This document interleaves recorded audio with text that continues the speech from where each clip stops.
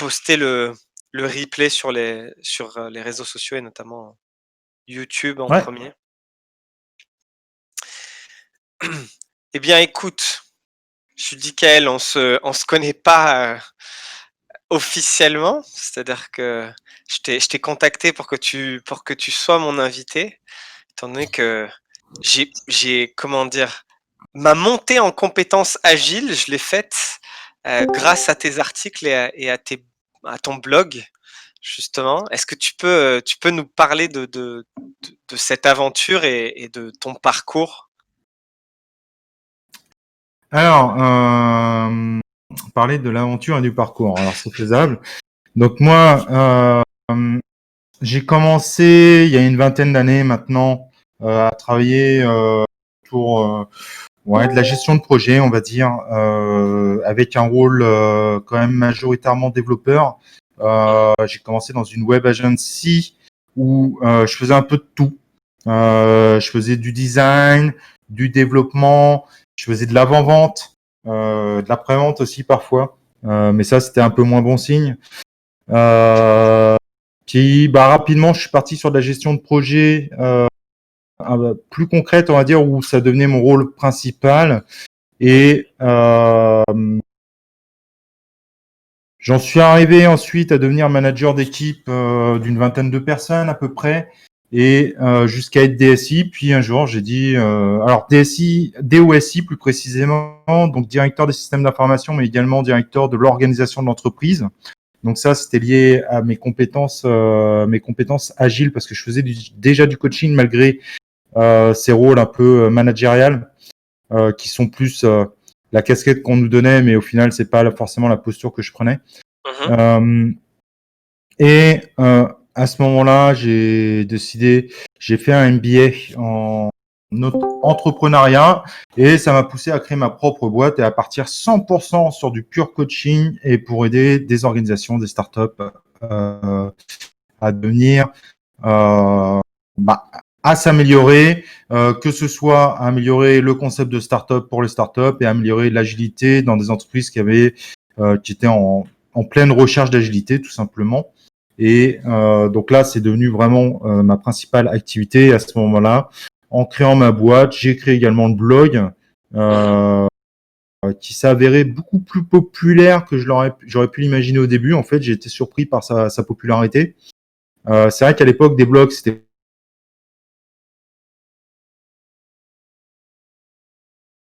Je crois qu'on t'a perdu, Judicaël. pas le...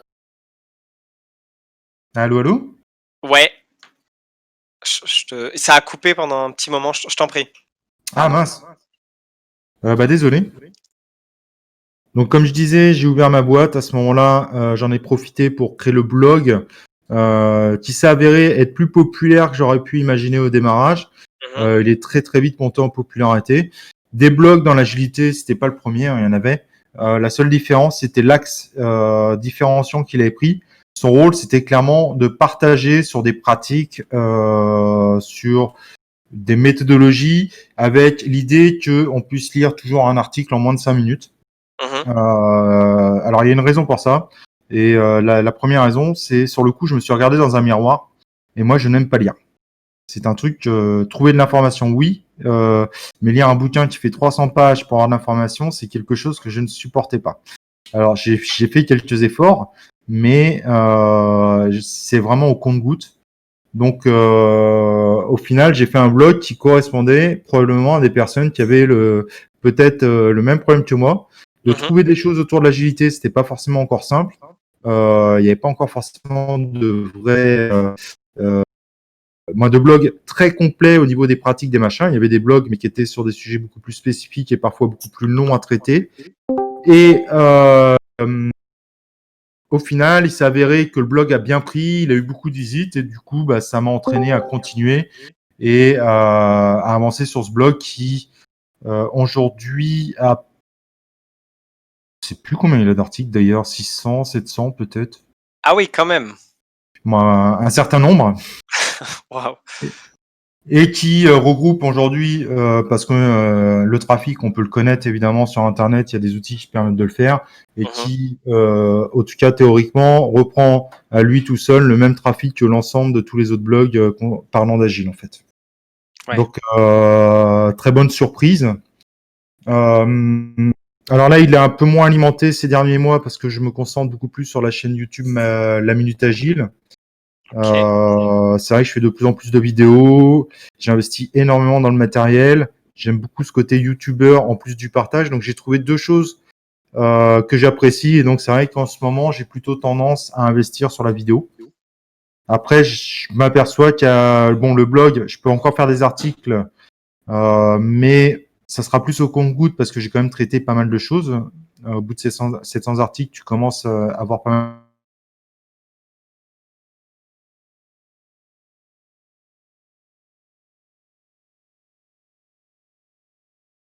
de formats que je connaissais pas. D'ailleurs, les débuts étaient catastrophiques. On me voyait stressé, qualité vidéo et sonore très basse. Et du coup, j'y ai trouvé aussi l'envie continuellement d'améliorer cette façon de partager en vidéo. Donc ça s'améliore au fur et à mesure. Là, je suis en train de passer en mode 4K également. Il y a l'écran vert qui est arrivé entre-temps, plus ou moins bien fait au début. Le son, c'est pareil, ça s'améliore avec le temps. Les lives où aujourd'hui, j'ai une régie complète qui me permet de commencer à faire des lives qui vont être encore mieux dès les prochaines sessions. Okay. Donc voilà, vraiment, j'ai trouvé une passion dans la vidéo en plus de l'univers de l'agilité, donc c'est parfait, ça allie deux passions. Et donc, pour expliquer aussi par rapport à ma façon d'être, sur tout ce que je fais, tous mes projets, tous les projets dans lesquels j'investis qui sont pas forcément les miens, je suis en mode lean startup. Donc, il y a une idée, on la teste. Moi, l'objectif, c'est qu'on la teste le plus vite possible. Si les indicateurs sont pas bons, soit je vois qu'il y a des possibilités de pivot, soit je vois que c'est une idée en fait qui ne marchera de toute façon pas, et j'abandonne l'idée et je continue celle qui marche, ou j'essaie de faire évoluer celle qui marche, et je tente continuellement de nouvelles idées. Voilà un petit peu ma façon d'être, et c'est ce qui aujourd'hui me drive pas mal. Au début, c'est pas forcément évident d'être en ligne startup parce qu'abandonner un projet dans lequel on a investi du temps, de l'énergie, ça peut faire mal. Aujourd'hui, j'ai plus aucun regret d'abandonner un projet dans lequel j'ai investi. Donc voilà, c'est aussi une source d'apprentissage personnel. Et donc, dans tout ce que je fais, au final, je suis de plus en plus vraiment en mode agile et lean startup. Je fonctionne par itération, je fais des vérifications, je suis les indicateurs que je m'étais mis au début. Donc, j'essaye de m'appliquer tout simplement ce que j'amène dans les entreprises. Bien sûr. Voilà un petit peu globalement le parcours pour en arriver à l'instant T. Ok, mais justement, ce qui m'intéresse, j'avais noté dans mon petit carnet un peu toutes les expériences que tu as faites, parce qu'il y en a énormément. Je fais un petit tour parce qu'on se connaît pas sur ton profil LinkedIn, et j'ai vu vraiment de tout, c'est-à-dire que tu as travaillé pour TF1, M6, la Ouais. BNP, Société Générale, Rue du Commerce. Euh, comment est-ce que tu penses que tu t'es propulsé au niveau où tu en es aujourd'hui? Et tu parlais justement de cette approche Lean Startup pour ton blog. Ça a donné quoi justement au début? Quels ont été, je sais pas, les indicateurs ou les retours qui t'ont fait vraiment croire en ce projet et dire, OK, il faut peut-être que je mette un peu plus de temps là-dedans? À l'époque de TF1, je fonctionnais pas comme ça. Mmh. Disons que mon fonctionnement full 100% lean startup, c'est quelque chose que je m'applique vraiment à 100% depuis 2 ans à peu près. OK. Alors, les indicateurs, je les définis, ça dépend des projets. Exemple, la minute agile, c'est simple. J'ai plusieurs indicateurs. L'indicateur numéro 1 que moi je suis particulièrement, c'est le nombre d'abonnés. Je suis également, et ça c'est plus pour les sujets de la vidéo, parce qu'après les indicateurs vont dépendre sur quoi aussi je vais faire mes investissements ou je vais abandonner des sujets. Donc sur les vidéos elles-mêmes, ça va être la rétention de l'utilisateur, c'est-à-dire combien de temps il reste sur la vidéo globalement et sur la moyenne des utilisateurs.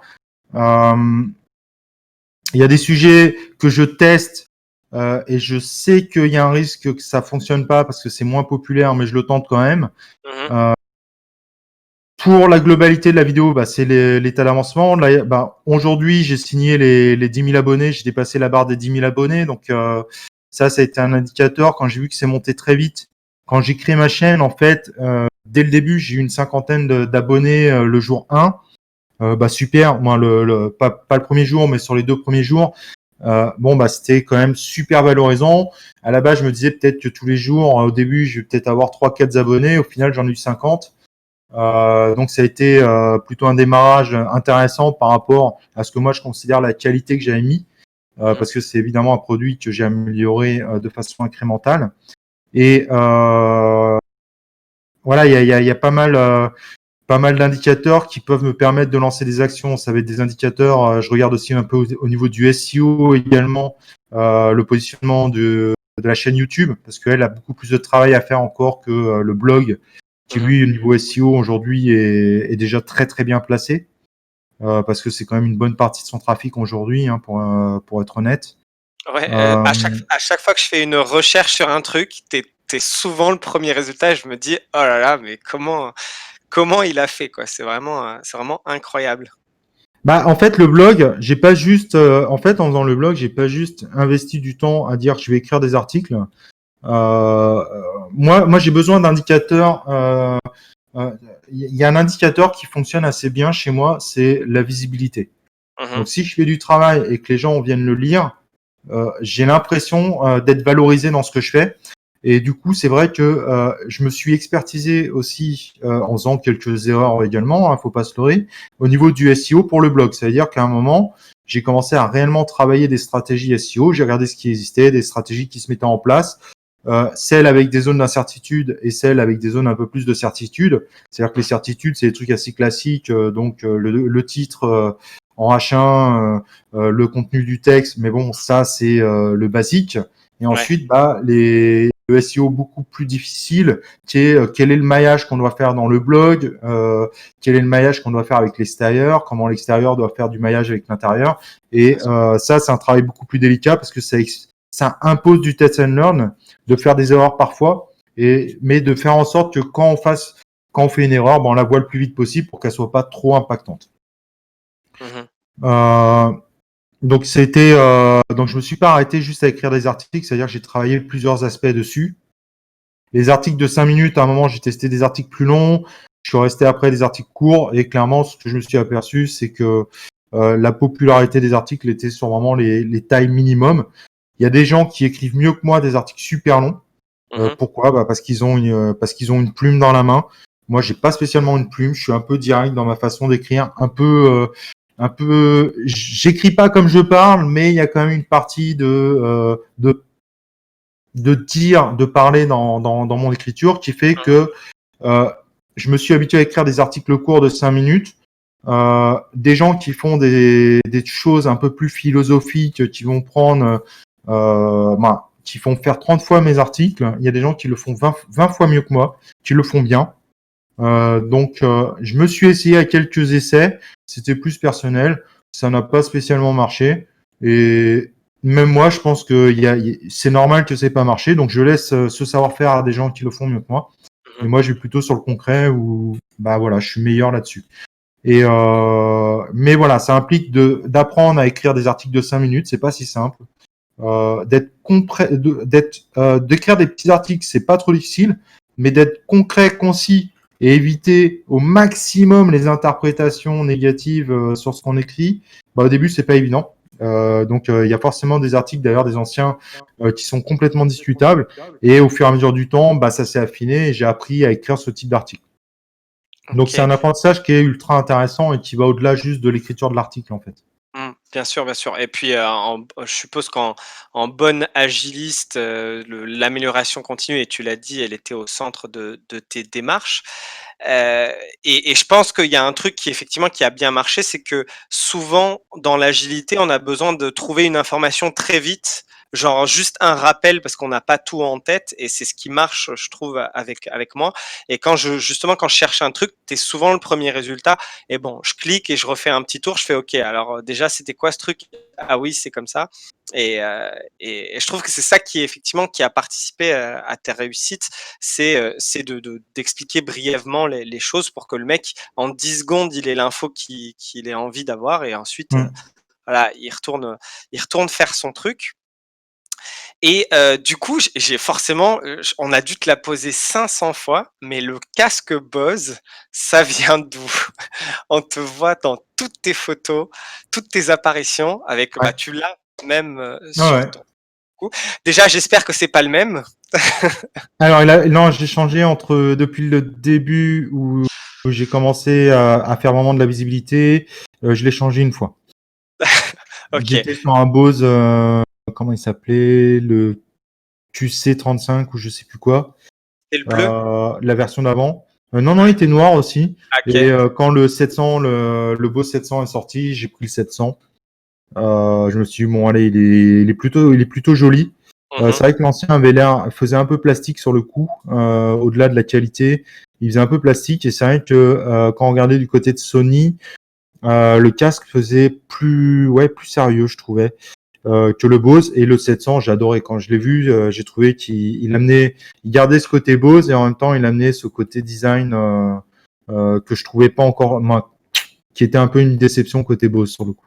Mhm. Et du coup, ça vient. Enfin, je suppose que c'est peut-être venu complètement par hasard au début. Ah, Le chat, ouais.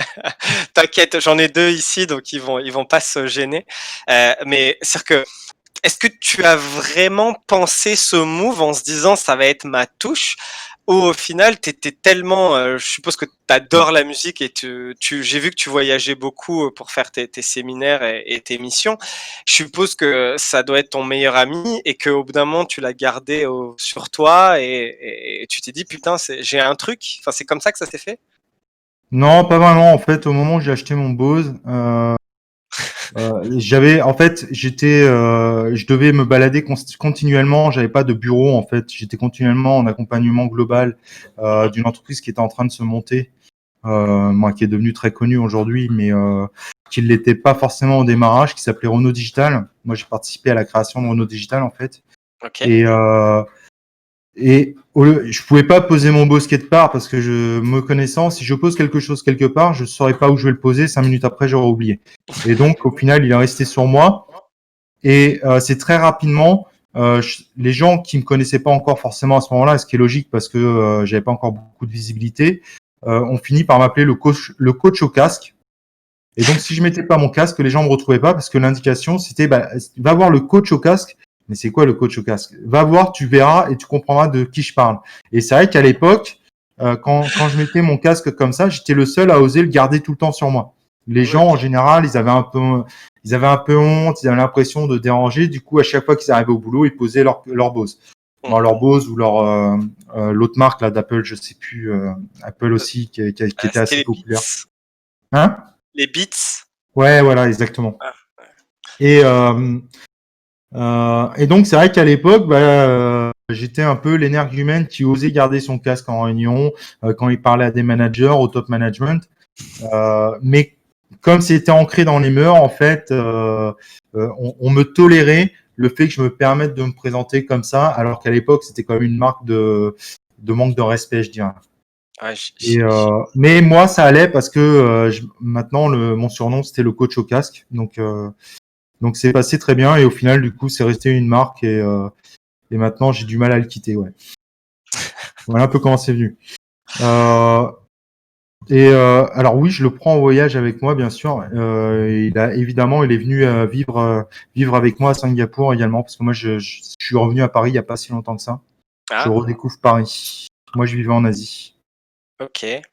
Et qu'est-ce que tu as pu apprendre en Asie je sais pas, est-ce qu'ils pratiquent d'une façon différente? Bon, je suppose qu'il y a déjà la culture dehors, mais aussi la culture d'entreprise. Mais donc, du coup, au niveau de l'agilité, ça se ressent comment? Ou autre chose, hein, pas que l'agilité d'ailleurs, mais tout ce que tu coaches. Bah alors, l'Asie, l'Asie est pas forcément. L'Asie a une agilité qui est moins avancée que sur Paris. Alors sur Paris, on se fait une très mauvaise image parce qu'on aime bien le French bashing, mais l'agilité au final est plutôt bien avancée par rapport à beaucoup de pays, Mmh. contrairement à ce qu'on pourrait dire. Et l'Asie, c'est un peu l'Asie est facilement comparable à la Suisse. C'est-à-dire que par rapport à la France, ça donne l'impression que c'est l'agilité qu'on faisait il y a 10 ans. Et l'Asie est un peu comme ça. Après, il faut faire attention parce que quand on dit l'Asie, chaque pays est différent. Bien Donc, sûr. entre Singapour, Hong Kong et l'Inde, on est sur 3 agilités complètement différentes. En Inde, de toute façon, aujourd'hui, ils ont un blocage qui est concret. Alors, c'est plus forcément dit officiellement, mais officieusement, clairement, tout le monde le sait. Là-bas, ils ont un problème de caste qui fait que de toute façon, le Scrum Master sera pas n'importe qui. Le OK. développeur sera pas n'importe qui. Il y aura forcément un manager. Aujourd'hui, c'est pas concevable autrement. C'est un problème, c'est plus un problème de tradition qu'autre chose. Ouais.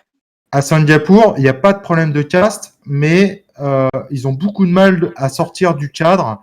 Euh, L'employé, si toi tu travailles avec quelqu'un qui est considéré de ton même niveau hiérarchique, tu n'es pas censé ou tu n'as pas le droit, même si tu es manager d'une autre personne, tu n'as pas le droit d'aller critiquer ou d'aller dire quelque chose qui, n'est, qui peut être plus ou moins vu comme un reproche à un employé. Tu es obligé de passer par son supérieur hiérarchique.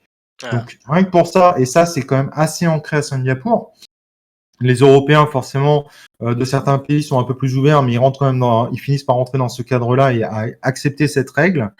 Il y a quand même une notion de respect et de passer par le supérieur pour faire passer des messages qui est quand même assez bien ancré, qui fait que si on fait une rétrospective, tu vas pas la vivre de la même façon à Singapour qu'en France. Ouais, Ça, c'est un exemple type. Ça va être très difficile à faire une rétrospective et dire ouvertement, on a un problème dans l'équipe, il y en a qui bossent moins, il y en a qui bossent plus. Ça, à Singapour, c'est pas possible. Les gens ne le feront pas. Et s'il y en a un qui débarque et qui fait ça en rétrospective, il risque de se faire bannir en fait de tous les repas de famille, quoi. Ah ouais. Donc c'est assez compliqué. En revanche, bon, il n'y a pas de problème de caste à Singapour. Après, il y a des problèmes culturels, mais je vais pas forcément m'étendre dessus, qui peuvent aussi apporter son lot de problèmes. Donc, l'agilité à Singapour est très différente de ce qu'on va trouver à Paris. On a Bangkok aussi qui commence. Alors, en France, on n'en parle pas trop, mais Bangkok, ça devient une très grosse plateforme aussi de l'agilité. Ah bon? Il faut savoir qu'à Bangkok, ils n'arrivent pas à trouver assez de coachs agiles pour former les gens sur place. Il y a une demande qui est assez phénoménale. Et parce qu'il y a beaucoup de gens qui ne se voient pas vivre à Bangkok parce que pour eux, bah, Bangkok, c'est les pirogues, ils voient pas en fait qu'il y a un quartier à Bangkok qui est peut-être plus moderne aujourd'hui que ce qu'on a à la Défense.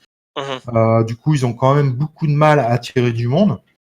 Ils attirent que les gens qui sont fanatiques de la Thaïlande parce par contre, ils ont leur lot d'Européens fanatiques et ils attirent ces personnes-là, mais ils sont pas forcément tous coach agiles.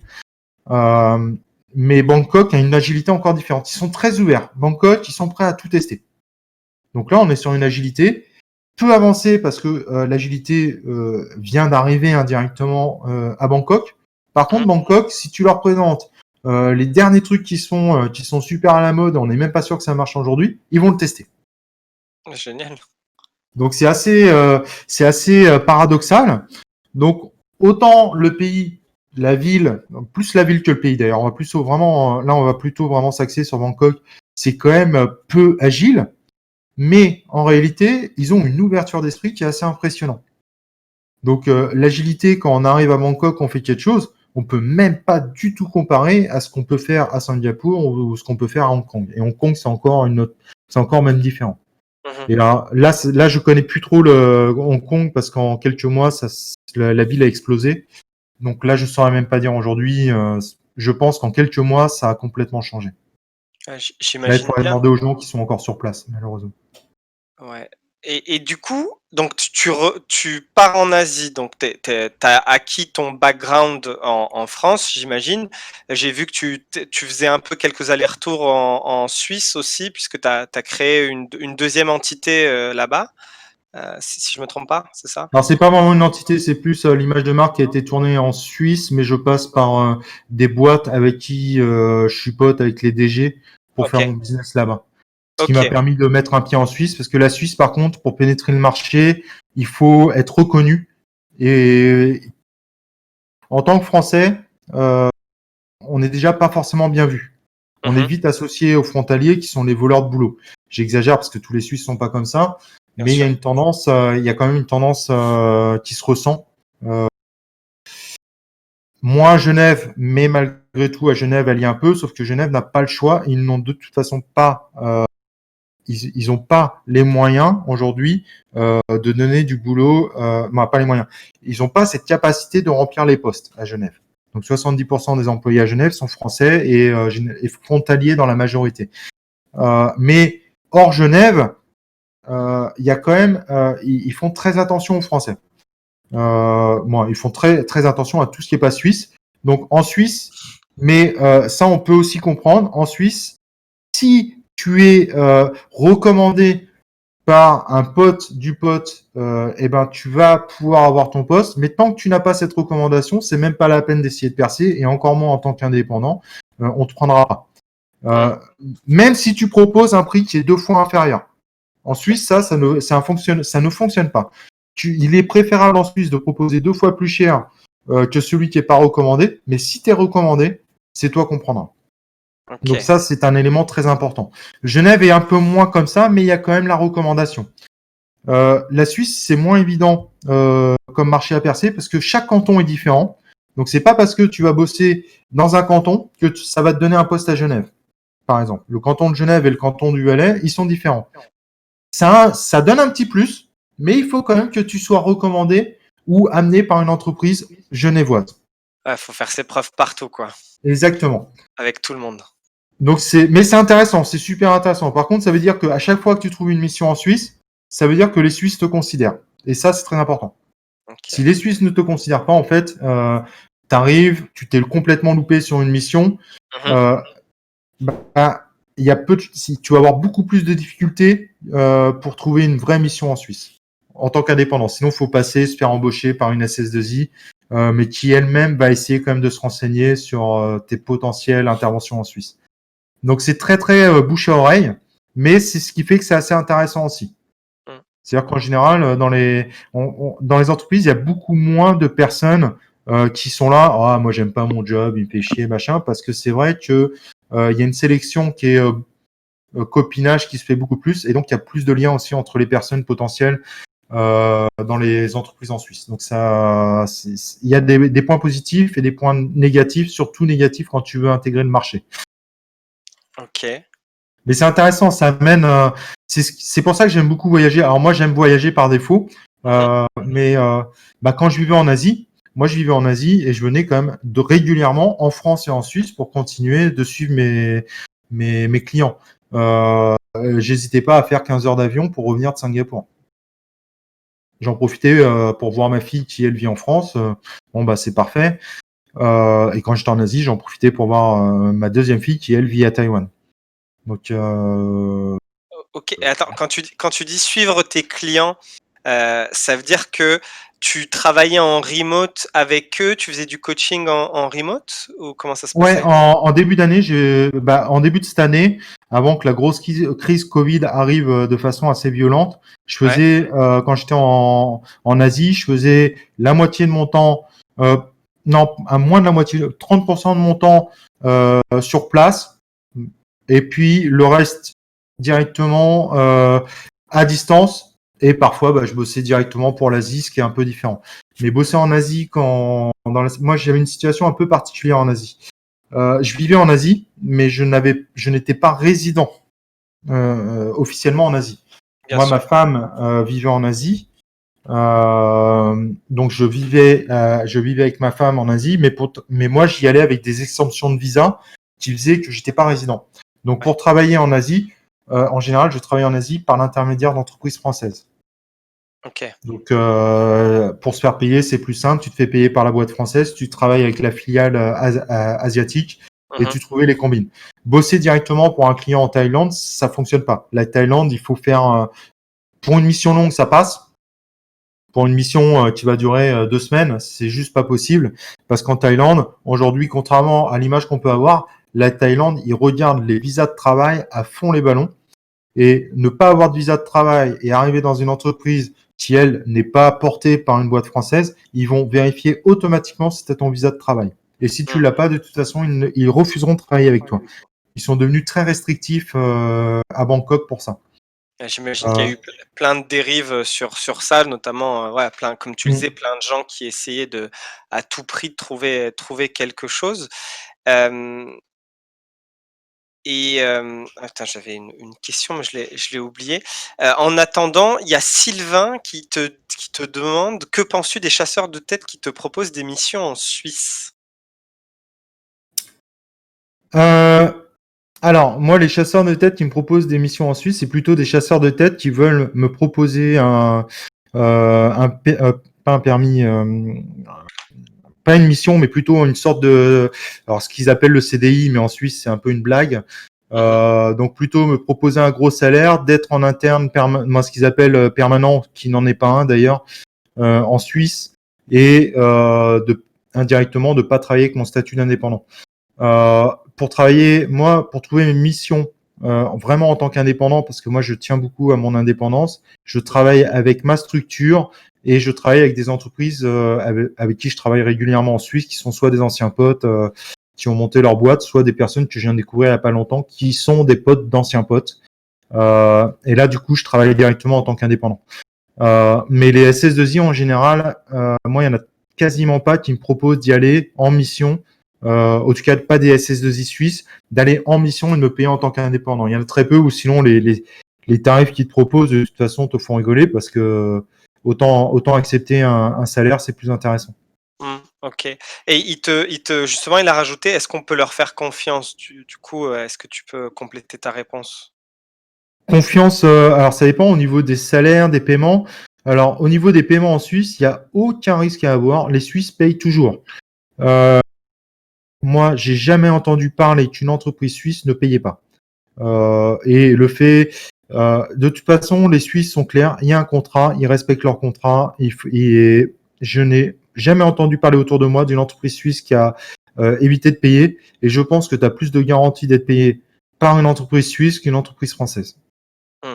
Parce que l'avantage des entreprises suisses, c'est que si jamais un jour elles sont en crise, qu'est-ce qu'elles vont faire? Eh ben, elles vont dire à leur personnel, désolé, on peut plus te payer, donc on est obligé de te mettre à la porte. En Suisse, il n'y a pas à justifier un départ. Donc tu peux virer quelqu'un sans la moindre justification. Maintenant, dans les mœurs, on justifie tout le temps parce qu'en Suisse, ça serait très mal vu de virer quelqu'un comme ça pour de mauvaises raisons. Donc en général, ils le justifient, mais c'est plus pour le mœurs que dans la règle. La règle, en Suisse, tu peux être viré du jour au lendemain sans la moindre explication. Après, les Suisses en ont pas peur parce que le taux de chômage en Suisse, c'est ridicule.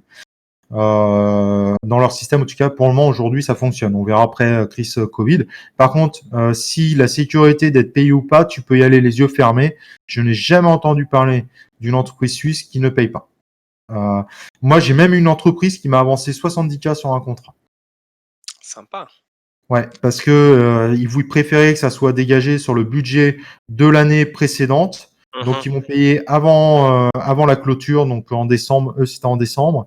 Ils m'ont payé en début décembre ou fin novembre, je me rappelle plus. Et ils m'ont avancé 70K. Donc pour vous dire que ils fonctionnent vraiment sur la confiance. Ça fait une jolie chambre d'hôtel, 70K. Ouais. Et si j'avais vidé ma boîte, à ce moment-là, je m'étais tout payé les 70K et je fermais ma boîte. En plus, ils pouvaient rien contre moi. Donc c'est vraiment de la confiance et ça, ils le savent, les Suisses. Donc les Suisses, au moment où ils vous font confiance, vous pouvez même être payé en avance. Mais de toute façon, dans tous les cas, les Suisses payent. À Genève, on peut voir des SS2I qui ont un peu plus de mal avec les délais. Mais ça, c'est exactement comme ce qu'on voit sur la place parisienne. C'est-à-dire qu'ils peuvent avoir 2 semaines de retard. Les paiements sont équivalents. Bon, ça reste tout de même ok. Ouais. Et du coup, je me souviens de la question, excuse-moi. C'est forcément, je pense que ça peut intéresser pas mal de monde, du coaching agile à distance, ça ressemble à quoi? En plus, j'imagine avec le fuseau horaire, ça doit être joli, enfin le décalage horaire. Du coup, enfin, qu'est-ce que tu pouvais proposer à distance à tes clients? Alors, fuseau horaire, moi, c'est pas très grave. C'est-à-dire que c'est à moi de m'adapter au fuseau horaire. Mmh. Il est de 6 ou 7 heures selon les périodes. Ouais. 6 ou 5 heures. Non, Singapour, ça doit être 6 ou... Oh, je sais plus. Je Non, je c'est 6 ou 7. 6 ou Ouais. 7. Euh, alors, travailler à distance. Donc, 6 ou 7, ça va, c'est quand tu travailles avec la France. Mmh. Moi, j'ai déjà travaillé avec des fuseaux horaires de 12 heures. Bah, il n'y a pas le choix, il faut se lever la nuit et il faut faire le job. Parce que je travaillais avec des équipes qui étaient à San Francisco, à côté de à Los Angeles, à côté de Los Angeles. Euh, Bah, à ce moment-là, eh ben, il faut se lever. Là, il y a 12 heures de décalage, hein, donc là, c'est quasiment un tour de globe. Ouais. Euh, non, pardon, c'est avec Chicago qu'il y a un tour de globe. Autant pour moi, c'est Chicago, excusez-moi. C'est avec Chicago que j'avais 12 heures. Un peu moins avec San Francisco. Ouais, c'est ça. Et donc, à ce moment-là, bah voilà, c'est toi, tu t'adaptes par rapport au client. Le client, il le voit pas. Il voit peut-être juste que tu as un café. Bon, lui, en fin d'après-midi, il boit plus forcément de café. Toi, tu te drogues de café. Bon, pourquoi pas. Parce que même en pleine nuit, hein, si je me lève, faut que je bois moi, il faut que je bois un café.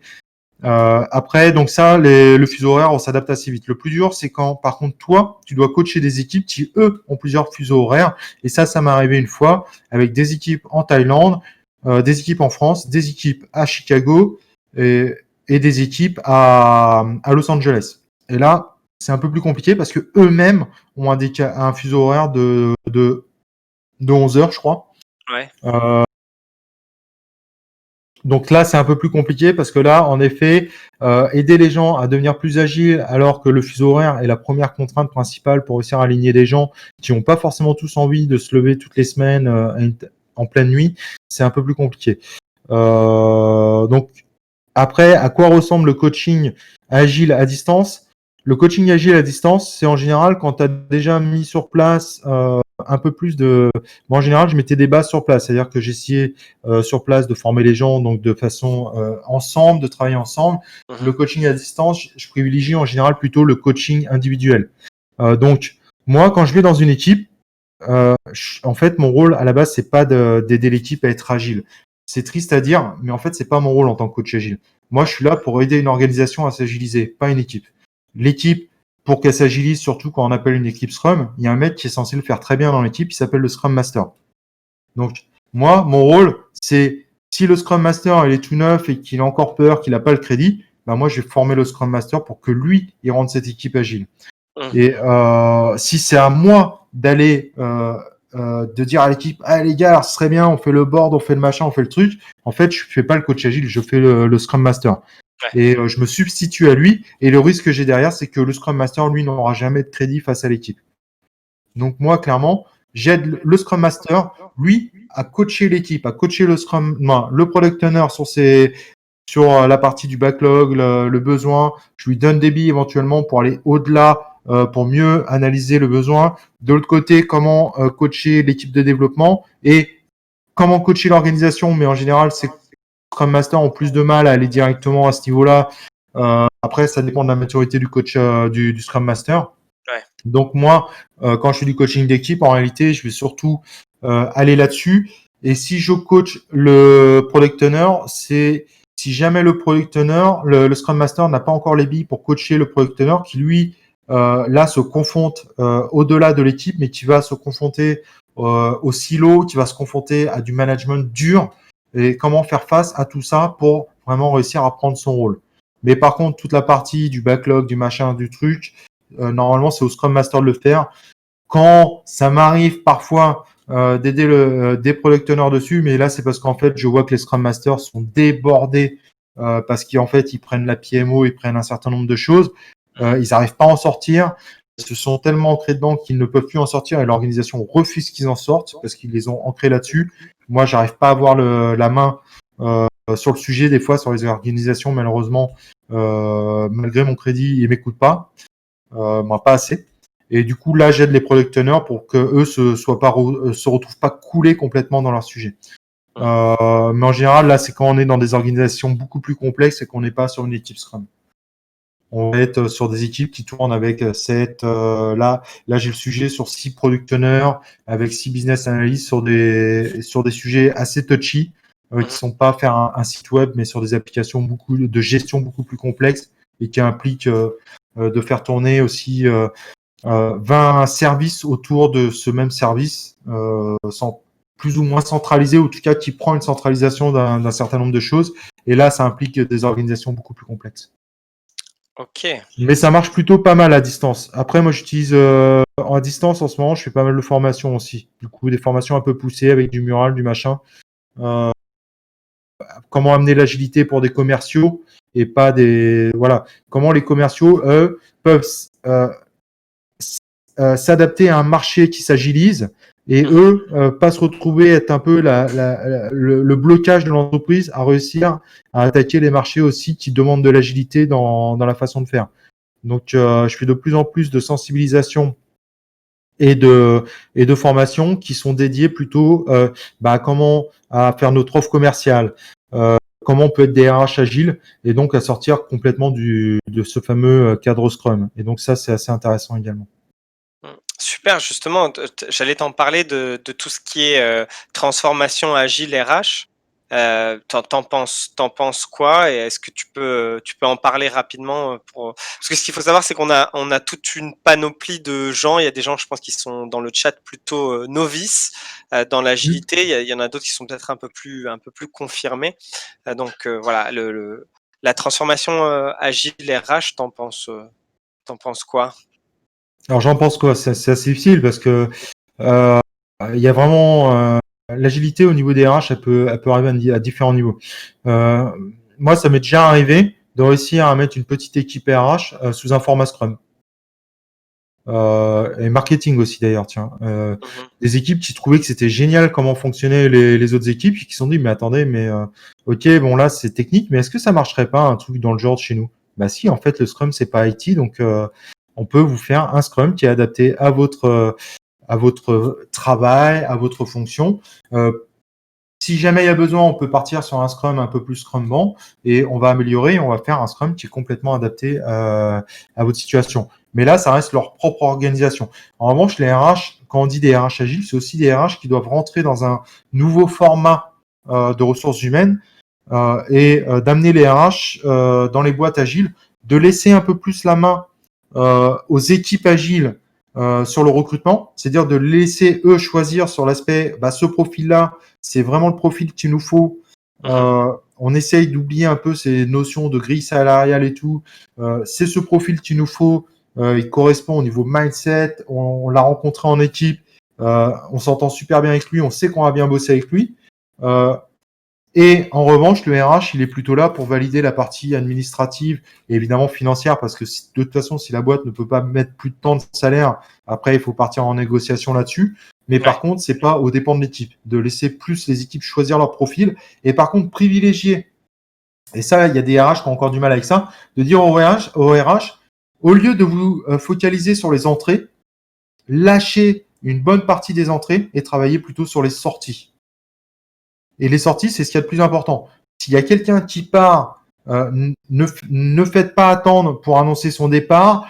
Travaillez avec le reste de l'équipe, surtout si c'est des salariés, pour pas qu'il y en ait d'autres qui suivent derrière, pour travailler le problème, pour savoir pourquoi cette personne est partie et est-ce qu'il y a un risque potentiel qu'il soit suivi par d'autres copains. Parce qu'en équipe agile, normalement, l'objectif, c'est d'avoir des équipes qui sont un peu plus soudées. Et forcément, un peu plus soudées, ça veut dire des gens qui ont plus de facilité à se suivre pour aller dans une autre mission. Et moi, j'ai déjà vu des départs massifs comme ça, d'une entreprise à une autre. Donc, d'amener le RH à beaucoup plus s'inquiéter des départs que de s'inquiéter des entrées. Les entrées, plutôt s'arrêter à la partie administrative et laisser plutôt les équipes gérer elles-mêmes l'entrée. Et ça marche plutôt pas mal. Après, il y a des RH qui ont du mal à le faire. Alors, par contre, les RH, il y en a qui sont très intéressants. C'est-à-dire qu'ils ont un certain nombre d'outils plus ou moins performants qui permettent déjà, en fait, de faire des présélections de profils. Et c'est vrai qu'ils ont accès à des outils que les équipes n'ont pas accès. Donc, ils font la présélection de profils en travaillant les zones de critères avec ces équipes agiles. Et ensuite, ils lancent les profils qui semblent matcher avec ce qu'a demandé l'équipe agile. Et l'équipe agile voit si elle reçoit ou ne reçoit pas des gens. mais c'est pas le RH qui a le dernier mot, c'est l'équipe agile. Mais c'est super intéressant et contrairement à ce qu'on croit, il y a beaucoup d'équipes RH qui sont très ouverts à ça. Vraiment. J'ai déjà formé des managers RH cette année, d'ailleurs, en début d'année, mais je ne saurais plus quel mois exactement, à Rennes. Là, c'était dur parce que j'ai fait Singapour-Paris, ensuite j'ai fait Paris-Rennes. C'était un peu plus compliqué en période début, en plus en début de période Covid. Les RH ont découvert le Moving Motivators, ils ont adoré. Et c'était clair et net que demain, ça devenait un de leurs outils pour voir un petit peu si la personne matchait bien avec l'équipe dans laquelle il allait rejoindre, par rapport évidemment à ce que lui donnait l'équipe. Potentiellement à le faire avec les gens qui sont déjà en place pour voir aussi les motivations des gens, pour travailler ça sur leur motivation intrinsèque directement. Et pour essayer de faire l'exercice de temps en temps, quand il voit qu'il y a une grosse annonce qui est faite, que ce soit une mauvaise nouvelle, ça peut être aussi une mauvaise nouvelle, pour voir un peu si ça joue sur les motivations des personnes par rapport à leur perception. Donc, ils sont très ouverts. Et même si certains sont âgés, il faut pas faire de suppositions. En réalité, c'est juste qu'ils ont du mal à mettre le terme agile autour de ce type de pratique, parce que pour eux, l'agilité, c'est mettre un scrum. Ouais. Mais en réalité, l'agilité, c'est bien au-delà. C'est juste de changer sa façon de faire, de donner les décisions, une délégation de décisions aux personnes les plus adaptées,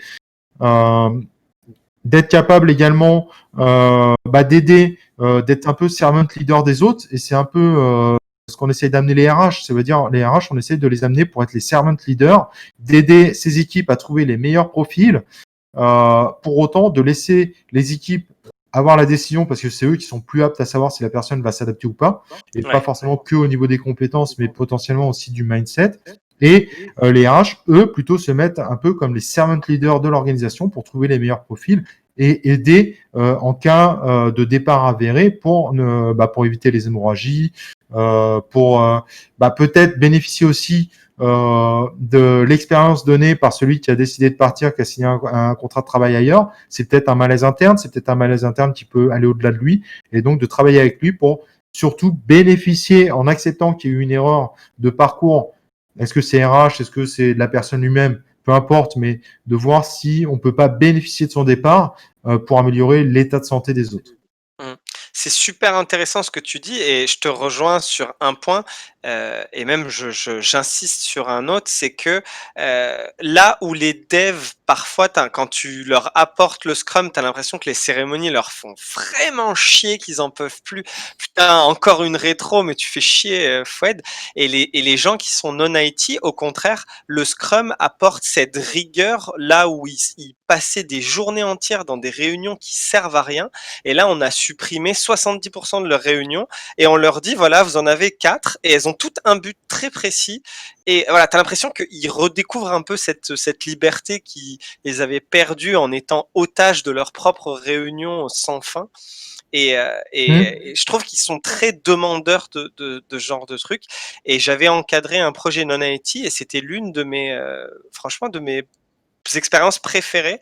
Et justement, je suis en train de me tourner en ce moment vers le People Ops, ce qu'ils appellent ça. Donc, c'est les Agile RH et tout. Donc, je suis en train de creuser le sujet. Donc, je suis content que ça te plaise beaucoup.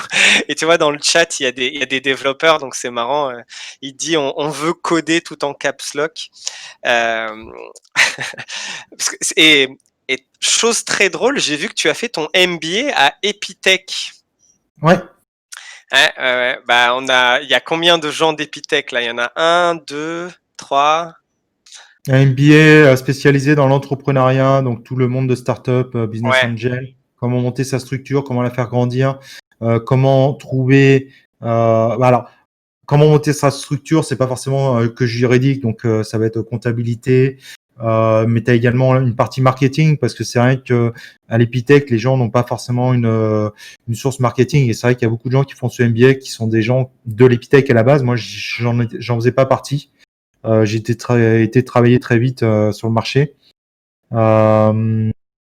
Mais c'est intéressant, ça te donne un petit peu toutes les compétences nécessaires pour devenir un véritable entrepreneur.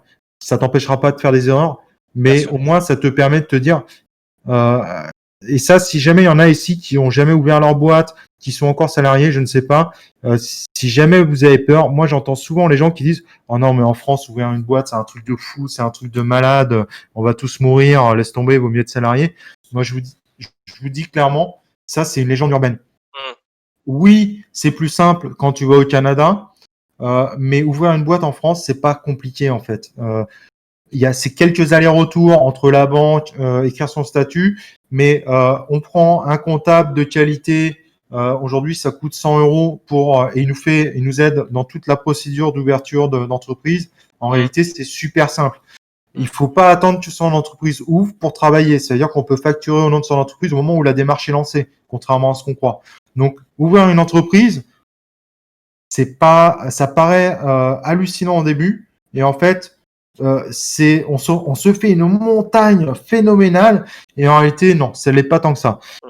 Est-ce que c'est taxé? Oui, mais beaucoup moins qu'avant. Il faut savoir qu'aujourd'hui, pour un entrepreneur du type freelance, qui monte quand même une structure type SASU ou URL, il faut savoir qu'il va, s'il gère bien et s'il fait un peu d'effort pour aller chercher des optimisations, des façons de gérer ses comptes, légalement, attention, hein, je précise bien légalement, euh, il faut savoir que le bénéfice qu'on a en tant qu'humain, c'est 50% du chiffre d'affaires, à peu près. Ouais. Mais quand je dis bénéfice, ça veut dire qu'il n'y a plus d'impôts derrière à payer. C'est terminé. C'est un vrai. Donc, oui. Est-ce qu'on est taxé en France? On est bien taxé en France? Oui. Est-ce qu'on est bien énormément taxé? La réponse, c'est non. Un salarié qui gagne un très gros salaire, qui fait un 100K, va être plus taxé proportionnellement, on va dire qu'il va être beaucoup plus taxé qu'un indépendant. Mm, mm. Et Bien c'est pas sûr. comparable. Ouais, ouais. Et puis, il y a beaucoup de statuts juridiques où tu peux faire passer ton revenu en dividende, donc c'est 30% d'imposition de moins. Tu peux toucher le chômage en même temps, c'est-à-dire qu'il y a vraiment Hmm. beaucoup de choses légales pour optimiser. Et justement, en parlant de non légal, c'est une petite anecdote, mais je connais quelqu'un qui a monté une limited company en Angleterre en profitant du Brexit. Et c'est n'importe quoi parce qu'il peut payer, genre il a une carte professionnelle et c'est sa carte perso et sa carte pro en même temps. Donc il paye pas la TVA, il fait plus de notes de frais, enfin il y a vraiment il y a plus de limite entre le pro et le perso. Et je vous le déconseille. C'est très facile de respecter la loi en France et de bien, je dirais, gagner sa vie et d'être Ouais. confortable, quoi. Ouais, l'avantage en France, c'est que connaître toutes les règles au niveau d'une boîte, la complexité peut être là. Ça veut dire que c'est vrai qu'il y a des règles comptables qui sont pas forcément évidentes. Est-ce que j'ai le droit d'acheter ça? Est-ce que j'ai pas le droit d'acheter ça? C'est pas si clair que ça. Maintenant, vous ferez des erreurs. C'est impossible de tout connaître. Même les comptables parfois ont des doutes sur un certain nombre de choses. Euh, mais comme c'est des erreurs que vous ferez probablement, si un jour vous faites contrôler, ça va être que dalle. Ils vous embêteront pas plus que ça, et parfois ils ferment les yeux. Ça dépend un peu. Si votre truc, par contre, c'est une véritable fraude et il n'y a pas d'ambiguïté, là, vous allez vous faire harponner. Mm. Si c'est pas une fraude, au pire, le comptable et l'expert comptable va retorquer le bilan provisoire. Le comptable va vous expliquer pourquoi. Vous pourrez faire les 2-3 modifications pour revenir à peu près en règle, et il n'y a pas de crainte à avoir. Mm. Oui, il y a beaucoup de règles. Non, on peut pas toutes les connaître, mais il faut pas en avoir peur parce qu'en fait, derrière, pour 100 euros par mois, en prenant un comptable qui fonctionne, c'est 100 euros par mois, hein, c'est pas plus. Euh, Bah voilà, vous avez toute l'aide qu'il faut, vous ferez et qui vous limitera au maximum les erreurs à ne pas faire et que Mm. vous pouvez questionner d'ailleurs au moindre doute. Donc oui, il y a des règles. En revanche, si votre boîte elle ferme pour X raisons, et je l'espère pas, hein, mais ça peut arriver, on peut pas vous attaquer. Ouais. Ouais, Ça, ouais. c'est un avantage aussi, c'est que oui, il y a des choses à faire, mais par contre, il y a une réelle séparation entre votre vie privée et votre entreprise. Et puis, ouais, là, en ce moment, il y a pas mal, il y avait notamment, c'était quoi? C'était l'ACRE, euh, Hmm. qui permettait justement de réduire les impôts. Je crois que c'était la première année, et même à partir de la première année, c'était dégressif, c'est-à-dire que c'était même plus le 22% d'habitude. C'est la première année, c'est moins de 5%, je crois, en termes d'imposition. Et puis à partir de la première année, c'est dégressif et trimestre par trimestre, ça rejoint au bout de la deuxième année les 22%. Donc ouais, c'est plutôt avantageux. Je vois une longue question d'Elodie. Oh. Mais moi, je vois pas les questions, je sais pas où elles sont en fait. Il faut que tu cliques dans discussion live au-dessus. Je sais pas si tu vois sur le côté, il y a le channel audio et il y a discussion live. Et ça va pas couper si je fais dessus? Non, non, non. Normalement, si tu cliques une Ah ouais, seconde d'accord. dessus, voilà. Désolé parce que je connais pas bien encore Discord, hein, c'est Il y ma a, grande découverte. y a pas de problème. De toute façon, je vais la lire puisque comme ça, Comme ça, pour tout le monde l'entendra, ouais. et c'est ça, et la rediffusion. Donc, Elodie nous dit: «Je suis de Nantes, métropole hautement tournée vers le digital, donc avec plein de SN, plein de startups, plein de sociétés aptes à l'agilité et je ne trouve personne pour me donner ma première expérience en tant que Scrum Master. OK, d'accord, je suis dev junior, d'accord, je suis fraîchement certifié PSM1, mais quels sont vos conseils pour accéder à ce premier emploi?» Excellente question. Alors, Elodie, je sais pas depuis quand tu cherches, mais c'est vrai que déjà, première mauvaise nouvelle, Nantes subit quand même de plein fouet cette crise. Alors, Paris aussi, hein, si ça peut te consoler. Euh, donc, si tu es en indépendant, ça va être très compliqué, en tout cas, jusqu'à ce que le marché revienne. Et je pense que le marché reviendra quand on sera confirmé de plus repartir dans un confinement. Je pense que c'est ça qui va faire, qui va clairement être révélateur d'une reprise, même si elle est lente. Maintenant, tu as de l'expérience en dev. Est-ce que tu as de l'expérience en agilité? Si tu as de l'expérience en agilité, c'est ça qu'il faut mettre en avant. J'étais dev dans une équipe agile, j'étais dev dans une équipe agile. Un Scrum Master, de toute façon, un jour ou l'autre, il faut qu'il commence par être Scrum Master. Donc, si tu peux mettre en avant, en plus que tu étais dev dans une équipe agile et que tu t'intéressais énormément au Scrum, et c'est pour ça que tu as décidé de passer l'assertif pour prouver que tu avais déjà la théorie au-delà de la pratique, parce que tu mettais déjà la pratique en place en tant que dev, là, tu vas pouvoir trouver un job. C'est à toi de monter un peu ton CV. Je dis pas de mentir, attention, mais de le mettre aux couleurs du Scrum pour bien mettre en avant le Scrum plus que la partie développement.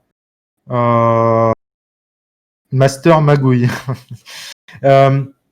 Donc, c'est à toi de bien redessiner ton CV. En cette période, attends-toi à ce que ça soit difficile de trouver. Soyons honnêtes. Moi, alors, est-ce que tu peux me dire si tu es indépendante ou pas, d'ailleurs? Ça, c'est un gros point. Il faut savoir que j'ai fait sur la Minute Agile un sondage. D'ailleurs, si vous n'êtes pas abonné à la Minute Agile, il faut vous abonner tout de suite sur la chaîne YouTube. je Il y a lis. plein de choses pour les Scrum Masters, hein. Il y a une tonne de choses. Mais si jamais, en fait, on a fait un sondage, 43% des freelances qui ont répondu au sondage ont dit qu'aujourd'hui, ils avaient plus de mission. Donc, clairement, aujourd'hui, il faut s'attendre à ce que ça soit très difficile, au moins jusqu'à mi-janvier. Pourquoi mi-janvier? Parce que là, il y a peu de chances que les gens se boitent, à part ceux qui vont préparer l'année de janvier. Il y en a quelques-unes, mais ça ne doit pas être une majorité. Et normalement, les budgets, en fait, sont finalisés jusqu'à mi-janvier. Donc, jusqu'à ce moment-là, ça peut être compliqué. Maintenant, en tant que salarié, je sais que les CDI baissent. Je pense que c'est trouvable. Après, Nantes n'est pas forcément une place facile, contrairement à ce qu'on croit, pour trouver ce type de poste. Moi, je connais une coach qui peut peut-être t'aider, qui s'appelle, que tu pourras rajouter, qui s'appelle Béatrice Kreng, qui est une coach agile qui est partie à Nantes depuis quelques temps, qui est assez reconnue aussi dans le domaine. Elle peut peut-être te donner les bons contacts aussi pour trouver une mission. Tu la contactes en tant, voilà, j'ai envie d'être Scrum Master. Moi, je vis le Scrum en tant que dev. Et est-ce que tu connais des boîtes qui aujourd'hui aimeraient une Scrum Master motivée? Et moi, je suis motivé. Regardez, j'ai passé ma certif. Et tu auras plus de chance en cette période par le bouche à oreille que par les recruteurs. Maintenant, réponds aux recruteurs, mais fais en sorte que ton LinkedIn, que ton CV soit aux couleurs de plus du Scrum. Et attention, ça, il y a des choses, il y a beaucoup de gens qui ne s'en rendent pas compte. Les recruteurs, de plus en plus, vont voir les Facebook. Donc, si votre Facebook, il est 100% dev, ça peut avoir un impact malheureusement sur un nom. Donc, il faut faire attention à ça. Il ne faut pas que votre Facebook, si vous avez un Facebook, c'est complètement votre vie personnelle et que vous n'êtes pas en train de courir nu sur la plage, ça ira. Par contre, si votre Facebook, c'est votre photo devant des lignes de code en disant le dev, moi j'aime que le dev, il va falloir faire attention parce que les recruteurs regardent aussi les réseaux sociaux. Voilà, ça peut avoir un impact. Et du coup, je lui ai proposé aussi, pourquoi pas, de commencer dans son équipe. Si elle est dev dans une équipe et qui mettent pas en place le Scrum ou qui veulent le mettre en place, c'est une belle première expérience elle est déjà à l'aise en tant que développeuse dans son équipe. Et Elodie, tu peux peut-être pas forcément mettre à 100% enfin si, peut-être, hein, taper très haut et mettre en place le Scrum avec ton équipe s'ils sont d'accord et s'ils sont intéressés sur votre projet. Je pense que ça peut être une belle première expérience et il y a que comme ça au final, après quelques mois où tu auras engrangé assez d'expérience pour peut-être faire ton premier saut de puce dans un vrai travail avec le titre de Scrum Master. Alors, c'est vrai qu'il y en a qui font ça, il y en a qui osent. Je suis en recherche d'emploi. Mais je te dis, alors, essaye. Tu sais ce que je peux te proposer, Elodie? Tu m'envoies ton LinkedIn. LinkedIn, tu m'envoies ton CV et je te ferai de façon claire, concrète, je te ferai mes feedbacks. Il ne faudra pas les prendre mal, mais ça te permettra d'avoir un CV. Moi, clairement, je te reçois. On me demande de te recevoir pour un rôle de Scrum Master senior. Bah, je vais analyser ça. Je te fais mes retours. Évidemment, il faudra que tu m'envoies le mail au passage. Et moi, je te dirai clairement ce qui va pas sur ton CV. Et ce que tu peux améliorer. Maintenant, si tu as vraiment besoin de te mettre en avant, que tu adores ce boulot, on pourrait très bien un jour imaginer, si tu as un peu de matériel, pourquoi pas de te lancer. On fait une vidéo sur la minute agile, ça te permet de montrer ta tête et de montrer que tu es vraiment passionné. Et ça donne, honnêtement, apparaître sur les vidéos, les machins, je peux dire que ça donne un crédit formidable pour trouver du boulot. Et puis justement, tu m'as fait penser, ça se transforme en hotline, je veux trouver un boulot, mais j'aime beaucoup. Peut-être que tu peux écrire des articles ou faire des vidéos sur des vidéos pédagogiques ou des articles sur le Scrum pour montrer déjà que tu as une bonne compréhension du framework et, bah, pousser les recruteurs déjà à plus de visibilité Ouais. et ensuite, bah, dire: «OK, elle plaisante pas, elle a l'air vraiment à fond et allons-y». Parce que ça me rappelle que pendant le confinement, il y avait souvent des étudiants en marketing qui refaisaient leur CV avec le CV, enfin la une de l'équipe ou des journaux de mode. C'est-à-dire qu'ils montraient leurs compétences directement dans leur CV et peut-être qu'on peut imaginer quelque chose comme ça sur ton LinkedIn. C'est-à-dire que ton LinkedIn, tu le floutes d'articles que tu as écrits toi-même sur la théorie, quels sont les challenges Mhm. d'une Scrum Master qui essaie de se reconvertir ou qui essaie d'apprendre.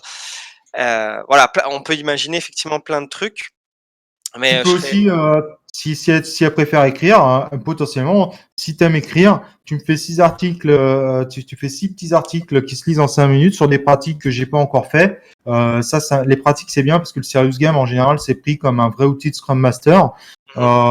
Tu me dis lesquels t'aimes bien. Je te dis, bah, ceux-là, ils sont pas sur le blog. Tu le mets.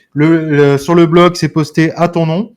Ensuite, vu que tu fais quelques articles, on te met sur auteur à gauche et tu pourras dire que tu fais partie de ceux qui aujourd'hui font vivre le blog Magile Partner. Je peux dire que ça va te donner aussi du crédit. génial. Et donc du coup, ça me fait penser à une question, Judicaël. Ouais. Donc là, on était plus sur la partie montée en compétences, mais qu'est-ce que tu conseilles à un Scrum Master qui a quand même plusieurs années de pratique, voilà, qui a de la bouteille et qui souhaiterait aller, je sais pas, plus loin. Est-ce que, par exemple, on peut penser, est-ce que pour toi c'est utile de passer la PSM2? Est-ce que s'intéresser au safe? Enfin, c'est quoi la suite en gros pour toi? Oula, alors il y a plein de suites. Alors, passer la PSM2, moi je vois pas l'intérêt. Je Ok. m'en excuse pour leurs auteurs. La PSM1, c'est un peu différent parce que je vois bien qu'il y a des gens qui arrivent à mieux se valoriser en entretien, PSM1 ou celle proposée par la Scrum League. Je connais plus le nom. Je vois bien que ça a un impact au niveau des recruteurs, surtout pour les gens qui ont encore pas forcément beaucoup de bouteilles. Ça donne le petit plus qui leur permet parfois de décrocher leur poste. D'ailleurs, j'ai énormément de gens aujourd'hui qui me remercient parce qu'ils ont la PSM1 grâce à la Minute Agile, qui fait tout un, qui propose deux playlists complètes pour avoir la PSM1. C'est un impact. Ça a clairement un impact. La PSM2, quand on a un Scrum Master qui a de la bouteille, si on passe la PSM2, c'est pour soi-même. Voilà, moi j'ai le challenge, j'ai envie de la passer. Bah alors écoute, mon gars, passe-la. Si toi, tu peux avoir l'impression que c'est un objectif à atteindre et que si tu l'atteins, tu sors le champagne, bah fais-la. Il n'y a pas de discussion. Maintenant, c'est pour trouver du boulot ou quoi que ce soit. Les années sur le CV vont prendre le dessus, clairement. Bien sûr. En revanche, la safe, c'est différent. Safe, il y a des gens qui aiment bien safe, il y a des gens qui ne considèrent pas safe comme agile. Si vous faites partie de la tranche qui n'aime pas safe, c'est pas la peine d'y aller. Alors, soit vous osez, vous passez directement la SPC, donc c'est la Safe Coach Practitioner. Elle fait 4 jours, mais au moins celle-là, elle marche sur le marché. Aujourd'hui, elle est valorisante, même si vous en faites rien derrière. Mais ça peut vous permettre, si un jour vous manquez de mission, machin, d'accepter une mission en safe, parce que la SPC, si vous l'avez, vous êtes sûr au moins d'avoir une mission. Enfin, dans ce milieu-là, vous êtes sûr d'avoir une mission. Soit vous n'aimez pas safe, et dans ce cas-là, il y a plusieurs branches. Après, ça peut être commencer à s'expertiser, à monter doucement dans son coaching et essayer d'aller peu à peu vers du coaching agile et choisir sa voie, parce que dans le coaching agile, il y a plusieurs voies. Soit le coaching d'organisation, soit sur des spécialisations un peu plus particulières comme la CNV, donc la communication non violente, la gestion de conflits. Il y en a très peu encore qui font de la gestion de conflits, pourtant c'est un sujet ultra délicat. Voilà, de choisir sa voie. Il y a plein de voies après Scrum Master ou d'autres qui veulent juste être des super Scrum Masters et qui évoluent et qui du coup font de plus en plus de partage. Mais en France, il y a très peu de Scrum Masters qui le restent très longtemps. La plupart se cachent d'être Scrum Master en se mettant coach agile, alors qu'ils continuent à faire du Scrum Mastering, ce qui est dommage parce que c'est un métier, le coach agile et le Scrum Master, c'est deux métiers différents. Et le Scrum Master est un métier vraiment valorisant, quoi. Et il y en a beaucoup qui ont l'impression que c'est Scrum Master et ensuite coach agile, mais non, c'est deux métiers différents. Et moi, je connais des gens qui n'aiment pas faire du coaching d'organisation, réfléchir à comment changer, amener les processus à s'adapter aux individus. C'est pas une animation d'équipe, il y aura pas d'animation d'équipe ou très peu en fait. Là, c'est connaître tous les rouages de l'entreprise, les rouages qui existent dans la transformation d'entreprise, c'est un autre métier. Et il n'y a pas il n'y a pas de youpli-là, je mets des post-it à droite à gauche. Il y en a très peu. Il y a des phases, mais très peu. Donc, ça dépend ce qu'on veut faire. Scrum Master, c'est un super métier, il faut pas le dévaloriser surtout. Alors, peux-tu en dire plus sur la différence que tu perçois entre SM et coach agile? Je m'attendais à avoir cette question. C'est absolument pas le même métier. Scrum Master, c'est maîtrise Scrum, donc son rôle est posé, il est clair, il est dans le Scrum Guide. Le coach agile, moi par exemple, je coach l'organisation. Ça veut dire que je dois avoir des connaissances du Lean, je dois avoir des connaissances de tout ce qui est waterfall, même indirectement. Comme moi, je fais du coaching d'organisation, je suis expert en transformation d'entreprise. Je dois aussi savoir un peu ce qu'est l'ITIL, parce que l'ITIL, malheureusement, c'est encore bien ancré, même si on en parle moins. Aujourd'hui, il y a beaucoup d'entreprises qui ont du mal à passer à l'agilité à cause d'un certain nombre de choses qui ont été ancrées par l'ITIL. Donc, alors moi, je m'intéresse énormément au Scrum parce que j'ai commencé par le Scrum, mais j'aurais pu très bien rien connaître au Scrum. Donc, un Scrum Master, aujourd'hui, un Scrum Master qui a 5 ans d'expérience est largement meilleur Scrum Master que moi en tant que coach agile. Moi, je fais pas du Scrum à longueur de journée, donc soyons clairs, hein, celui qui fait à longueur de journée, qui s'expertise de jour en jour, et il fait bien son job. Moi, je peux remplacer parce que j'ai encore des connaissances et que j'arrive à accompagner encore des équipes qui font du Scrum. Un Scrum Master qui aujourd'hui, ça fait 5 ans qu'il fait du Scrum et qui essaie de bien le faire, il est meilleur que moi sur ce poste-là. Donc, on peut pas mélanger Scrum Master et coach agile. Pareil, le Scrum Master, il est pas là pour transformer l'organisation. Il est là pour aider l'organisation à s'adapter à Scrum, ce qui est assez différent. Ça implique pas du tout les mêmes choses. Ça implique qu'il va se rassembler avec d'autres Scrum Masters et ensemble, ils vont euh, clairement travailler pour que ces Scrum fonctionnent mieux et qu'ils s'intègrent mieux dans cette organisation et également que l'organisation s'intègre mieux à ce concept de Scrum. Certains, ils la poussent plus avec ces notions de feature team, ce qui devrait être le cas, mais je crois que le Scrum Guide 2020, je l'ai pas lu intégralement, mais semble plus pousser ces notions-là, si j'ai bien compris. Qui est sorti aujourd'hui, hein, d'ailleurs, le Scrum Guide 2020. Mais c'est pas le même métier. Je comprends ce qu'il veut dire quand il dit SM et coach agile, parce qu'il y en a beaucoup qui pensent, et c'est une erreur, que le coach agile, c'est celui qui vient dans l'équipe et qui dit à l'équipe comment ils peuvent mieux travailler, machin. Mais en fait, c'est pas le rôle du coach agile dans une équipe Scrum. Et c'est un vrai problème. Moi, c'est ce que je vois régulièrement. 50% des gens qui disent coach agile, c'est ce qu'ils font, mais en fait, c'est pas coach agile, c'est Scrum Master. Et du coup, on se retrouve avec 2 Scrum Masters dans une équipe. Moi, je suis pas là pour aller animer des rétros pour une équipe. J'adore ça, j'adore l'animation. Et encore pire que ça, le Scrum Master n'est pas là pour animer la rétro pour l'équipe. Mais il y en a combien de Scrum Masters qui animent toutes les rétros de l'équipe et qui ne donnent pas, qui ne participent pas, qui mettent pas de post-it. Bah, c'est un problème parce que c'est ne pas comprendre le rôle de Scrum Master. Le Scrum Master anime une cérémonie qui a la demande des autres membres de l'équipe. C'est écrit noir sur blanc. Je m'engage pas sur le Scrum Guide 2020 parce que là, j'ai pas lu cette partie-là encore. Je vais la lire ce soir. Mais sur le Scrum depuis 2020, depuis aujourd'hui, c'est pas à lui d'animer. Il anime qu'à la demande quand il y a besoin. Et comme une équipe, par exemple, une équipe de développement et l'équipe Scrum doivent devenir autonomes, normalement, il doit pas animer pour eux constamment. Il leur montre la voie, mais c'est pas lui qui fait continuellement l'animation. Bon, bref, ça c'était une parenthèse.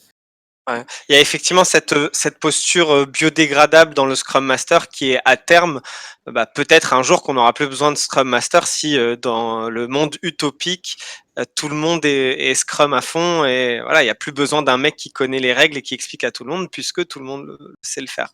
Ouais. Et effectivement, dans coach agile, il y a coach et souvent le coach est alors ça c'est peut-être une autre posture. Enfin, tu l'avais dit en communication non violente, mais il y a aussi tout ce qui est. Moi en ce moment, je suis en train de me former au coaching systémique, mais il y a tout ce qui est PNL, voilà, et toutes les techniques d'accompagnement qui permettent d'arriver en posture basse et de proposer des alternatives à l'entreprise. Et surtout, le coach, c'est surtout quelqu'un qui augmente les performances de l'organisation et des équipes, alors que le Scrum Master, il a pas toujours cette position basse. Il montre par l'exemple là où le coach, il est juste là pour un peu poser des questions et faire travailler le client de par ses propres moyens. Là où le Scrum Master, je trouve, c'est lui qui est expert dans le Scrum, donc il dit, regardez, on peut faire ça dans le Scrum, c'est super, je le fais une fois pour vous, par contre la prochaine fois, c'est vous qui le faites. T'as dit un truc intéressant, le Scrum Master, de toute façon, n'est pas en posture basse. Le Scrum Master, c'est le gardien du Scrum. Donc, par défaut, il est pas en posture basse parce que il a quelque chose qui est imposé, c'est Scrum. Ouais. Donc, par défaut, il n'est pas coach. Et c'est ça qu'il faut comprendre. Alors oui, on dit qu'il coach l'équipe de développement, mais il coach pas l'équipe de développement sur toute l'agilité. Il coach l'équipe de développement à s'améliorer dans ses process, mais tout en respectant un cadre qui est Scrum. Donc on est sur une posture basse à certains moments. Moi, c'est ce que je conseille, mais malgré tout, à un moment, il remonte forcément sur sa posture parce que il est obligé à un moment de dire ouais, mais ça va pas du tout dans le sens de Scrum. Si demain vous mettez un chef de projet agile, je suis désolé, ça fait mal à certains, mais c'est pas anti-agile. Le chef de projet, c'est pas anti-agile, c'est anti-Scrum. Scrum est anti-chef de projet. Pour autant, dans certaines méthodes agiles qu'on voit plus trop en France, mais qui existent dans certains pays, comme le FDD, Feature Driven Development, il y a des chefs de projet. Et ça ne nous empêche pas de travailler par itération avec de l'amélioration continue. C'est juste qu'ils ont une philosophie de développement. Là, je parle de développement produit parce que le Scrum n'est pas forcément dédié au développement produit, le Scrum n'a pas cette notion et va à l'encontre de prend un positionnement qui est clair, concret. Le FDD prend un positionnement où il y a des gens qui sont alors quand je dis chef de projet agile, je simplifie, c'est des termes un peu plus complexes, mais où on a des personnes qui vont faire de l'architecture, des docs techniques, et c'est pas du tout anti-agile de faire ça. C'est juste que c'est anti-Scrum. Et c'est là où il faut comprendre la différence. Donc, Scrum Master et Coach Agile, est-ce que c'est le même métier? Bah non, c'est pas le même métier. On n'est pas déjà sur la même posture. Moi, je vais pas apprendre à les équipes à faire du Scrum. C'est pas mon métier. Et c'est même pas les mêmes compétences en plus. C'est-à-dire que. Et c'est pas forcément les mêmes compétences en plus. Ouais, Ouais. complètement. Alors, est-ce qu'il y a des parts qui se retrouvent? Bah oui, il y a une partie dans le coaching agile qu'on peut retrouver dans le Scrum Master et une partie dans le Scrum Master qu'on peut retrouver dans le coaching agile. Mais pour autant, c'est deux métiers complètement différents. En revanche, le problème, c'est qu'il y a de plus en plus de gens, parce que ça fait bien sur le CV, ils ont l'impression que ça fait mieux de mettre coach agile que Scrum Master. Ils mettent coach agile, mais en finalité, c'est du Scrum Mastering qu'ils font au sein des équipes. Et on voit vite sur les CV, de toute façon, quand on voit la description, je suis coach agile dans l'équipe machin, et quand on voit la description, c'est exactement limite du copier-coller du Scrum Guide. Donc, c'est du Scrum Mastering. Il y a surtout le TJM du coach. Ouais, alors, il y a mieux que le TJM du coach. Parce que ça, aujourd'hui, c'est en train de se retrouver. Il y a le TJM du mec qui est visible et du mec qui est pas visible. Celui qui a le crédit et celui qui a pas le crédit. Et c'est ça qui va faire la grosse différence de TJM.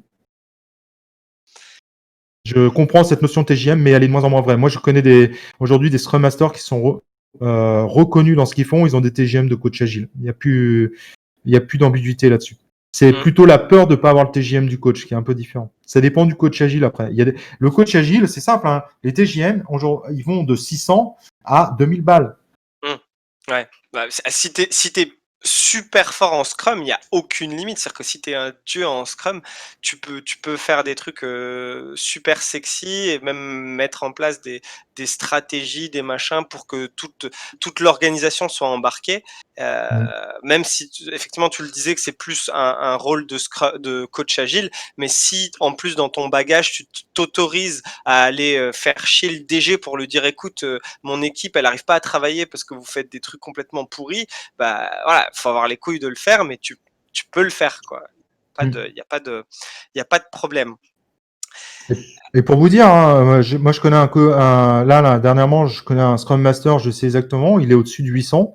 Je connais des coachs agiles aujourd'hui qui sont à 600 parce qu'ils sont positionnés en tant que coach agile, mais quand on regarde ce qu'ils font, en fait, ils sont Scrum Master. Bon, bah, ça se vérifie pas forcément, contrairement à ce qu'on croit. C'est ce qu'on imagine souvent, parce que on a marginalisé énormément le terme de Scrum Master, mais il y a des entreprises qui n'ont pas marginalisé ce rôle, en tout cas le nom que représente ce rôle, et ils payent. Mais c'est comme les coachs agiles. Maintenant, ce terme est de plus en plus marginalisé. C'est pour ça que moi, maintenant, je me présente comme un expert de la transformation d'entreprise, qui est une de mes spécialités de coach agile, et de moins en moins en tant que coach agile. Parce que le fait qu'il y en ait beaucoup qui n'ont pas compris ce métier et qui se présentent comme un coach agile, qui font en fait du Scrum Mastering, voire parfois du chef de projet, mais celui-là, on va éviter. Bah voilà, ça pose problème. Alors, les TJM, attention en ESN, parce qu'entre l'ESN et ce que touche celui qui est derrière, c'est pas forcément les mêmes tarifs. Il y a des ESN qui prennent jusqu'à 30%. Mais oui, ça peut monter plus, je te rassure. Moi, je me vends des fois au-dessus de 2000 euros. Hein. Pas tout le temps, mais ça m'arrive de faire des TJM au-dessus de 2000. Ça dépend de la spécialité qu'on me demande. Il y a Bruno qui te dit c'est pas le minimum, 30%. Parce que nous, ça Non, il y a des boîtes très sérieuses alors très peu, mais il y en a qui sont à 10%. Et il y en a beaucoup aujourd'hui qui sont entre 15 et 20. Il y en a qui se bloquent à 15%. Mais c'est marrant, c'est celles qui te disent combien elles te vendent chez le client. Comme quoi, ceux qui font à 30%, ils ont plus de mal à être transparents, bien que à la fin, quand t'es pote avec les managers, parce que les coachs agiles qui aiment parler, en général, ils sont potes avec tout le monde, donc ils finissent par savoir le TJM. Et là, c'est 30% pour ceux-là, ceux qui ont eu du mal à savoir combien ils étaient vendus. Ouais, c'est ça, c'est la vie. C'est la beauté des TJM. Donc, non, il y a des boîtes qui font vraiment du 10%, j'en vois. Okay, c'est pas une majorité, mais il y en a. Il faut pas casser toutes les ESN. Il y a des ESN qui sont vraiment très réglo. Il y a des ESN. Mais de toute façon, on le sait vite, hein, en entretien. Mais combien vous allez me vendre et combien je prends? Moi, en général, je sais à peu près combien ils me vendent. Et bah là, j'ai eu un cas dernièrement où, bah du coup, je suis désolé, mais avec le Covid, j'ai plus le droit de venir sur place. Du coup, on m'a dit, bah du coup, combien tu baisses pour l'intervention qu'on a signée pour pour le faire à distance. J'ai dit combien toi tu baisses et moi je baisse de proportion. Ah moi ça a pas baissé avec le client. Je baisse pas. Voilà. Mais c'est de bon augure. Je trouve qu'effectivement, il y a des ESN qui baissent un peu leur marge. Et puis, justement, ce sujet, ça me fait penser à. J'ai écrit un article aujourd'hui. Bon, c'est pas ça le problème, mais ça me faisait penser à comment il s'appelle ce con qui avait écrit en 2014 que l'agilité était morte et en fait il voulait bannir le mot agile du dico des gens puisque à force d'utiliser le nom agile, enfin plutôt l'adjectif, il y avait une grosse vague commerciale de gens peu honnêtes Ouais.